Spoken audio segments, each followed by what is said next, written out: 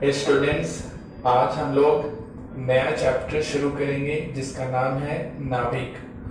और ये एनसीईआरटी का 13 नंबर चैप्टर है।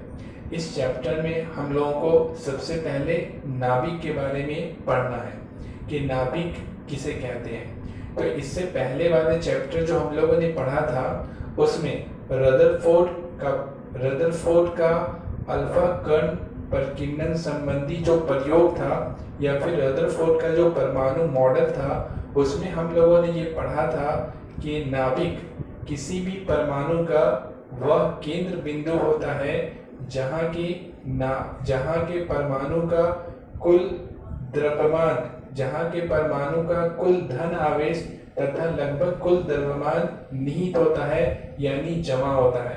तो उस केंद्र बिंदु को कहते हैं नाभिक। किसी भी परमाणु का वह केंद्र जहां परमाणु का कुल धन आवेश तथा लगभग कुल द्रव्यमान निहित होता है तो उस केंद्र को परमाणु का नाभिक कहते हैं। अब नाभिक किसका बना होता है? तो नाभिक प्रोटॉन और न्यूट्रॉन का बना होता है। तो इसके जैसे कि हम देख सकते हैं कि अगर मान लेते हैं कि ये है नाभिक और ये है किसी नाभिक है, ये कक्षा है यानी परमाणु का कक्षा है। ये पहला कक्षा हो गया, ये दूसरा कक्षा हो गया, इस तरह से तीसरा कक्षा होगा और ये उसका केंद्र। थोड़ा बड़ा करके दिखा रहे हैं, समझने के लिए है। तो किसी भी परमाणु का वह केंद्र बिंदु, वह केंद्र या वह केंद्रीय भाग जहां परमाणु का कुल धन आवेश निहित होता है। अब ऐसा क्यों बोलते हैं? कुल धन आवेश यहाँ पर जमा होता है इसलिए कहते हैं क्योंकि जितना भी प्रोटॉन होता है, प्रोटॉन जितना भी होता है वो सब इसके केंद्रीय भाग में होता है, इसके केंद्र बिंदु में होता है। और हम लोग जानते हैं कि प्रोटॉन कैसा कण है? तो प्रोटॉन धन आवेशित कण होता है यानी परमाणु का कुल धन आवेश यहाँ पर होता है और लगभग कुल द्रव्यमान। तो लगभग कुल द्रव्यमान क्यों कहते हैं? तो नाभिक में प्रोटॉन के साथ न्यूट्रॉन भी रहता है लेकिन इलेक्ट्रॉन बाहर में होता है, कक्षा में चक्कर लगाते होता है। और जिसके कारण अगर हम लोग परमाणु के द्रव्यमान के बारे में बात करें तो प्रोटॉन का द्रव्यमान, न्यूट्रॉन का द्रव्यमान और इलेक्ट्रॉन का द्रव्यमान, इन दोनों के द्रव्यमान को क्या किया जाएगा? जोड़ दिया जाएगा अगर परमाणु का द्रव्यमान निकालना है तब। लेकिन चूंकि परमाणु के नाभिक में सिर्फ प्रोटॉन और न्यूट्रॉन होता है, इलेक्ट्रॉन बाहर होता है, तो नाभिक में लगभग कुल द्रव्यमान कहा जाता है क्योंकि द्रव्यमान में कुछ कमी आ जाएगी इलेक्ट्रॉन के बाहर होने से। अगर यहाँ पर द्रव्यमान निकालना चाहेंगे तो प्रोटॉन का द्रव्यमान और प्लस क्या होगा? न्यूट्रॉन का द्रव्यमान। जिसके कारण ये कहते हैं कि नाभिक किसी भी परमाणु का वह केंद्र होता है जहां परमाणु का लगभग कुल द्रव्यमान केंद्रित होता है, निहित होता है, जमा होता है। अब ये यानी कि परमाणु का जो नाभिक होता है वो प्रोटॉन और न्यूट्रॉन का बना होता है, प्रोटॉन और न्यूट्रॉन का ये बना होता है। अब प्रोटॉन के बारे में, तो प्रोटॉन क्या होता है? तो किसी भी नाभिक के धन आवेशित कण को, किसी भी नाभिक के धन आवेशित कण को प्रोटॉन कहते हैं यानी प्रोटॉन धन आवेशित कण होता है। और प्रोटॉन पर आवेश कितना होता है? तो प्रोटॉन का अगर आवेश देखना चाहेंगे तो प्रोटॉन का आवेश QP, Q से चार्ज यानी आवेश को इंग्लिश में कहते हैं चार्ज। तो प्रोटॉन का चार्ज, प्रोटॉन का आवेश ये कितना होता है? तो ये होता है 1.6 × 10⁻⁹ कूलम होता है। प्रोटॉन का आवेश होता है 1.6 × 10⁻⁹ कूलम होता है। अब प्रोटॉन का द्रव्यमान कितना होता है? तो MP लिखेंगे। प्रोटॉन का द्रव्यमान को अंग्रेजी में कहते हैं मास। मास का पहला लेटर होता है M। तो प्रोटॉन का द्रव्यमान ये हो जाता है 1.6726 ×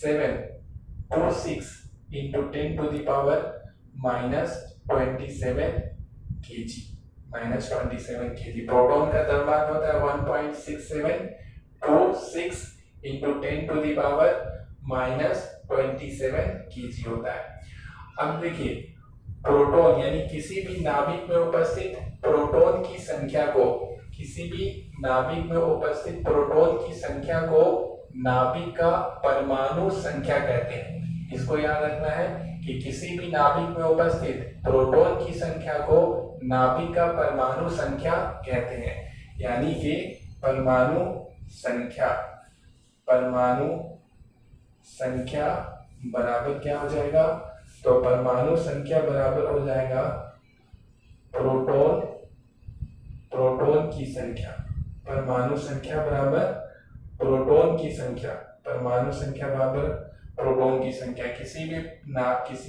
किसी भी नाभिक में उपस्थित प्रोटॉन की संख्या को उस नाभिक का परमाणु संख्या कहते हैं। और परमाणु संख्या को सूचित किया जाता है Z से और प्रोटॉन की संख्या को P से। तो Z बराबर P, इसको याद रखना है कि Z बराबर क्या होता है, P होता है। परमाणु संख्या बराबर होता है प्रोटॉन की संख्या। इसके बाद न्यूट्रॉन के बारे में,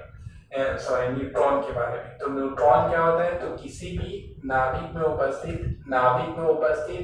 उदासीन कण को न्यूट्रॉन कहते हैं। नाभिक में उपस्थित उदासीन कण को न्यूट्रॉन कहते हैं। उदासीन कण का कहने का मतलब है कि न्यूट्रॉन पर कोई आवेश नहीं होता है। न्यूट्रॉन एक ऐसा कण होता है जिस पर कोई आवेश नहीं होता है। और न्यूट्रॉन का द्रव्यमान कितना होता है, तो न्यूट्रॉन का अगर द्रव्यमान देखना चाहें तो Qn, न्यूट्रॉन का द्रव्यमान, न्यूट्रॉन का चार्ज ये होता नहीं, न्यूट्रॉन का द्रव्यमान को सूचित करेंगे Mn से। न्यूट्रॉन का द्रव्यमान कितना होता है, ये होता है 1.6749 into 10 to the power minus 27 kg। Neutron का द्रव्यमान होता है 1.6749 into 10 to the power minus 27 kg। यानी न्यूट्रॉन प्रोटॉन से थोड़ा भारी होता है। ये है 1.6749 और ये 1.6726। यहाँ पे 26 है, यहाँ पर 49 है। यानी न्यूट्रॉन प्रोटॉन से क्या होता है, थोड़ा भारी होता है। अब देखिए, किसी भी नाभिक में उपस्थित प्रोटॉन और न्यूट्रॉन की संख्या को, किसी भी नाभिक में उपस्थित प्रोटॉन और न्यूट्रॉन की संख्या को उस नाभिक का द्रव्यमान संख्या कहते हैं। उस नाभिक का क्या कहते हैं, द्रव्यमान संख्या कहते हैं। तो यहाँ पे हम लोग लिख सकते हैं द्रव्यमान संख्या बराबर क्या हो जाएगा, ये हो जाएगा द्रव्यमान संख्या बराबर हो जाएगा प्रोटॉन की संख्या और प्लस में क्या हो जाएगा, न्यूट्रॉन की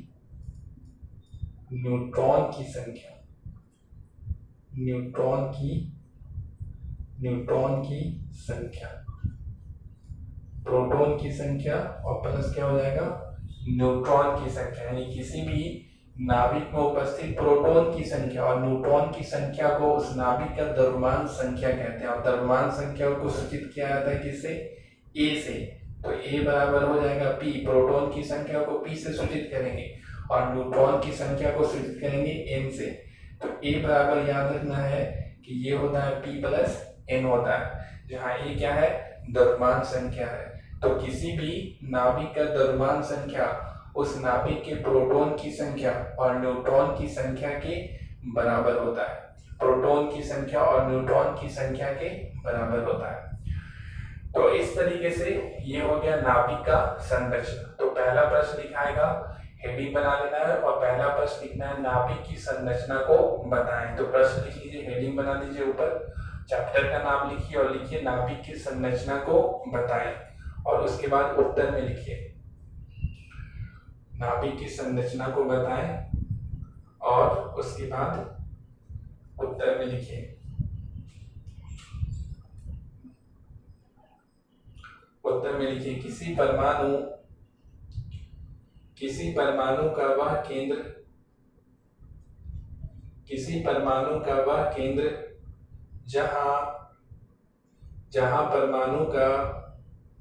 जहां परमाणु का कुल धन आवेश तथा लगभग कुल द्रव्यमान तथा लगभग कुल द्रव्यमान निहित होता है, निहित रहता है, तो उस केंद्र बिंदु को परमाणु का नाभिक कहते हैं। तो उस केंद्र बिंदु को परमाणु का नाभिक कहते हैं। यह प्रोटॉन तथा न्यूट्रॉन का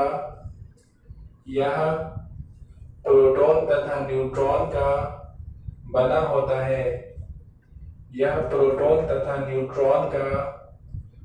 होता है। अब नीचे वाली लाइन में लिखिए प्रोटॉन, नीचे वाली लाइन में इस तरह से लिखाएगा प्रोटॉन, और लिखने के बाद डैश दे दीजिए और पहला नंबर दे के लिखिए। प्रोटॉन में पहला नंबर दे के लिखिए। नाभिक में उपस्थित धन आवेशित कण को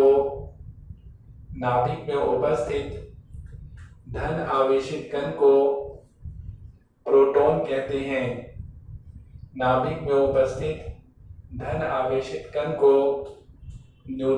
प्रोटॉन कहते हैं। दूसरा लिखिए, दूसरा में लिखाएगा प्रोटॉन का आवेश 1.6 into 10 का पावर -19 कूलम होता है। प्रोटॉन का आवेश यहाँ पे लिखा हुआ है 1.6 into 10 का पावर -19 कूलम होता है। उसके बाद नेक्स्ट पॉइंट पे लिखिए प्रोटॉन का द्रव्यमान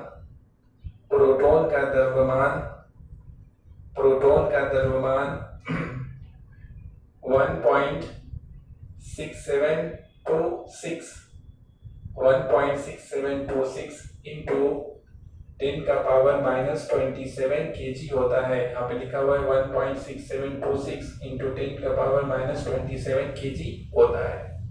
उसके बाद नेक्स्ट पॉइंट में लिखिए किसी नाभिक में उपस्थित प्रोटॉन की संख्या को नाभिक का परमाणु संख्या कहते हैं। नाभिक का परमाणु संख्या कहते हैं। इसे Z से सूचित किया जाता है। Z कैपिटल में, बड़ा में Z से सूचित किया जाता है। नीचे वाली लाइन में लिखिए अर्थात परमाणु संख्या बराबर प्रोटॉन की संख्या। यहाँ पे लिखा हुआ है परमाणु संख्या बराबर प्रोटॉन की संख्या, अर्थात परमाणु संख्या बराबर प्रोटॉन की संख्या। और नीचे में लिखिए Z बराबर P लिखिए, यहाँ पे से इस तरह से Z बराबर P। उसके बाद फिर नीचे वाले लाइन में लिखिए न्यूट्रॉन,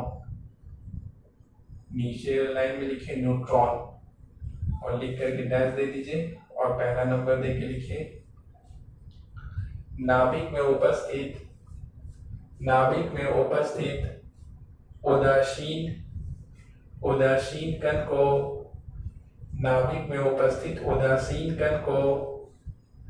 उदासीन कण को न्यूट्रॉन कहते हैं। दूसरा पॉइंट में लिखिए न्यूट्रॉन पर कोई आवेश नहीं होता है।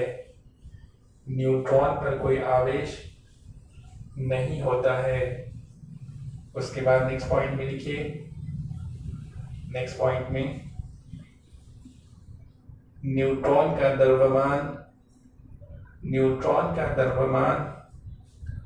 1.6749 into 10 का पावर -27 kg होता है। यहाँ पे लिखा हुआ है 1.6749 इंटू 10⁻⁻27 kg होता है। उसके बाद लिखिए नेक्स्ट पॉइंट में, किसी नाभिक में उपस्थित प्रोटॉन तथा न्यूट्रॉन की संख्या को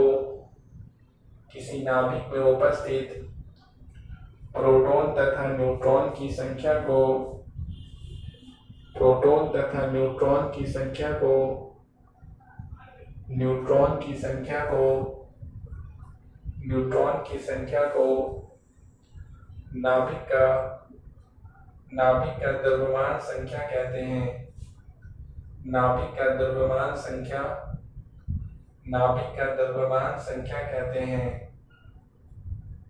का द्रव्यमान संख्या कहते हैं। इसे ए से सूचित किया जाता है, बड़ा ए लिखिए, बड़ा ए, इसे ए से सूचित किया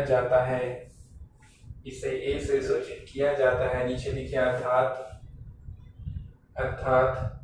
द्रव्यमान संख्या बराबर प्रोटॉन की संख्या प्लस न्यूट्रॉन की संख्या। यहाँ पे सही कर लीजिए, ये यहाँ पे ये होगा न्यूट्रॉन की संख्या।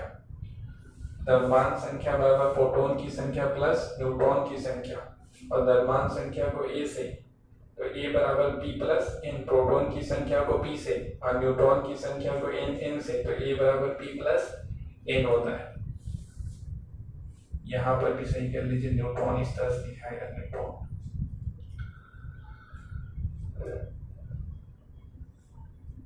यहाँ तक हो गया। अब इसके बाद चित्र नहीं बनेगा, इसके बाद हेडिंग बना लीजिए,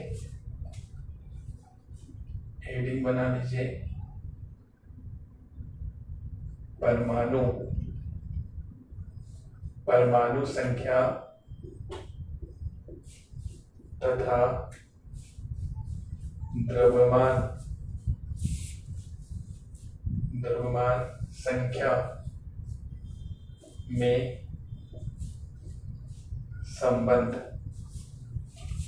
परमाणु संख्या तथा द्रव्यमान संख्या में संबंध। परमाणु संख्या और द्रव्यमान संख्या में क्या संबंध होता है, तो लिखेंगे हम लोग, क्योंकि हम जानते हैं कि देखिए, हम लोगों ने क्या पढ़ा, द्रव्यमान संख्या बराबर होता है प्रोटॉन की संख्या प्लस न्यूट्रॉन की संख्या, यानी ए बराबर होता है पी प्लस एन होता है। इसको मान लेंगे समीकरण 1।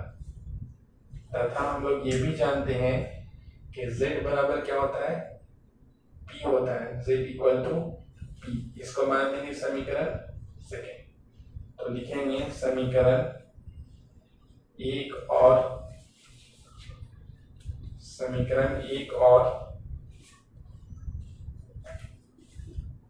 2 से। समीकरण 1 और 2 से हम लोग क्या लिख सकते हैं, यहाँ पर p के जगह पे क्या लिख सकते हैं, z लिख सकते हैं। p इक्वल टू क्या होता है, z होता है। तो यहाँ से उतारेंगे a इक्वल टू p के जगह पे लिखेंगे z और प्लस हो जाएगा n। तो ये संबंध हो गया, यानी कि द्रव्यमान संख्या बराबर परमाणु संख्या प्लस न्यूट्रॉन की संख्या। अब अगर न्यूट्रॉन की संख्या निकालना है, किसकी संख्या निकालना है, न्यूट्रॉन की संख्या अगर निकालना है, न्यूट्रॉन की संख्या, तो न्यूट्रॉन की अगर संख्या निकालना है तो z को इस तरफ लेके आएंगे, तो ये हो जाएगा a minus z equal to क्या हो जाएगा, n हो जाएगा। तो यहां से हम लोग क्या लिख सकते हैं, n बराबर हो जाएगा a माइनस z। ये भी याद रखने का चीज है कि अगर किसी भी नाभिक में न्यूट्रॉन की संख्या अगर ज्ञात करना है तो नाभिक के द्रव्यमान संख्या में घटा देंगे परमाणु संख्या को, तो निकल जाएगा क्या, न्यूट्रॉन की संख्या निकल जाएगा। तो इस तरह से ये दोनों संबंध, ये एग्जाम में भी आता है, ऑब्जेक्टिव में आया हुआ है, पिछले साल में ये क्वेश्चन आया है। तो यहाँ से यहाँ तक कॉपी कर लीजिए, यहाँ से उतारना है, यहाँ तक उतार लेना है। इसके बाद हम लोग नेक्स्ट क्लास में पढ़ेंगे। हाँ, इसके बाद लिख लीजिए, नीचे में लिखाएगा, जमा करके लिख लीजिएगा।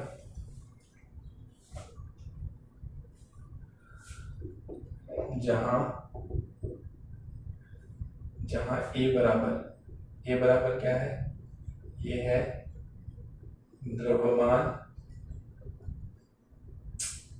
द्रव्यमान संख्या, और ए बराबर जेड बराबर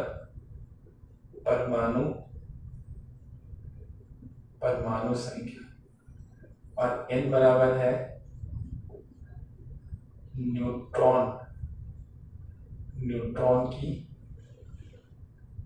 न्यूट्रॉन की संख्या। ठीक है, तो यहाँ के बाद इसको कॉपी कर लेना।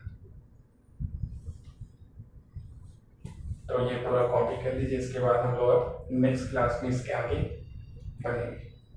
ठीक है, ओके, थैंक यू।